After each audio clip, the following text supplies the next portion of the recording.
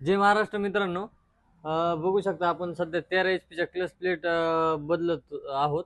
तर बघू शकता ह्या क्लच प्लेट ह्याच्यामुळे गेल्यात की ह्याच्यामध्ये चालवताना ऑइलच बघितलं नाही. जवळपास ह्याला 1.5 लिटर गिअरबॉक्स मध्ये लेवल व्हायला ऑइल बसलं, पूर्ण 2.5 लिटर बसतंय. म्हणजे एकच लिटर एकदम हाऊसिंग मध्ये राहिलं 1 लिटर. तर तुम्ही मशीन चालवत असताना ह्याच्यामध्ये तुमचं इंजन असेल, गिअरबॉक्स असेल, रोटर असेल, तुम्ही दोन्हीची ऑइल लेवल चेक करत राहा. कारण काय होतं की एक थोडंफार आपण म्हणतो की असल ऑइल तसंच चालवतो, मग काय होतं क्लच प्लेट वगैरे जातात. हे बघू शकता. हा पूर्ण या क्लच प्लेट वगैरे आता ह्याच्या घासलेल्या आहेत, हे आतमधून पूर्ण. हे बघू शकता, ह्याच्यामध्ये काहीच नाही राहिलेलं, पूर्ण घासल्यात ह्या. तर एवढी काळजी घेत जा. इंजन असो किंवा हे बघू शकता इकडे इंजनची बी लेवल तुम्हाला चेक करायची, गिअरबॉक्सची पण चेक करायची आहे.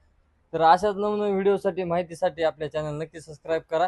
आणि तुमची लेवल जी ऑइलची आहे ती वेळोवेळी चेक करत राहा. तुम्ही 5 चक्कर हाणलं, 4 चक्कर हाणलं किंवा 2-3 दिवसातून एकदा चेक करत राहा.